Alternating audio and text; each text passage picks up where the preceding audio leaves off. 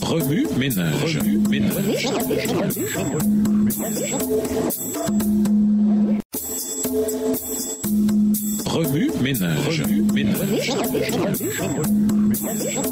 Bienvenue à votre émission Remue ménage. Nous voilà à la leçon de dimanche. Intérioriser. Est-il possible d'avoir une paix véritable? L'anxiété est le trouble mental le plus répandu dans le monde. Voici quelques symptômes physiques de l'anxiété. Maux de tête ou migraine, palpitations cardiaques, sensation d'un poids lourd dans la gorge ou l'estomac. L'esprit anxieux dit « Je suis dépassé, je n'ai aucun contrôle sur ma vie, j'ai peur de mon avenir et de ce qui va se passer ». Ces sentiments, ces sensations physiques et ces pensées prennent le dessus sur sa vie et le privent de la joie de vivre de chaque jour. Son attention se rétrécit, la peur s'installe. Le chemin de l'anxiété aboutit souvent à des habitudes d'isolement et de solitude. À l'esprit inquiet, Jésus, le prince de la paix, Ésaïe 9, verset 6, offre une paix véritable et durable. La paix du Christ n'a rien à voir avec la paix qu'offre le monde. La paix que nous devons rechercher n'est pas celle de ce monde, ni même la nôtre.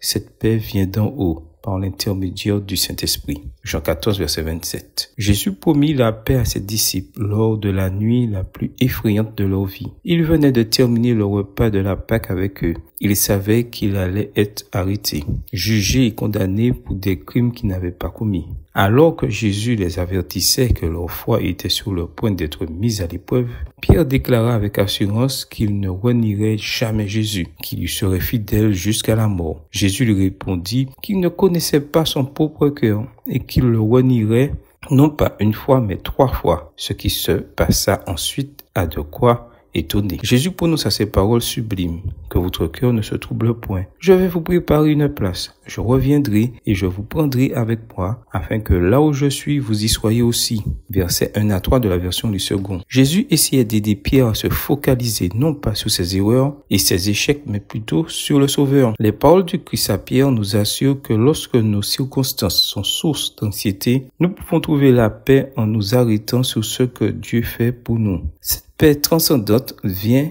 en suivant le chemin, la vérité et la vie, verset 6. En dépendant de Dieu par la prière, verset 12 à 14, en exprimant notre amour à Dieu par l'obéissance à sa parole, verset 15, en nous reposant dans la puissance et la présence du Saint-Esprit, verset 16 à 18, et en permettant la plénitude de la divinité de demeurer en nous, verset 23 à 29, au fur et à mesure que nous grandissons dans cette relation étroite avec Dieu, sa paix apaise nos craintes, verset 27. Cette paix est un mystère que le monde ne peut expliquer. Plus nos problèmes s'aggravent, plus profonde est la paix de Dieu.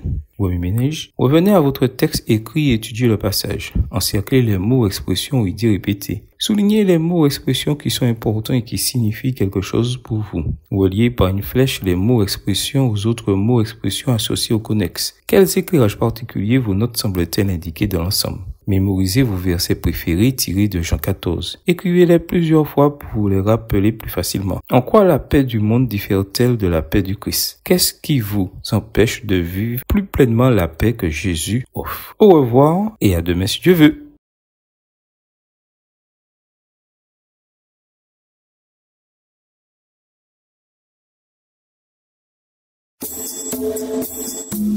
Remue ménage. Remue ménage.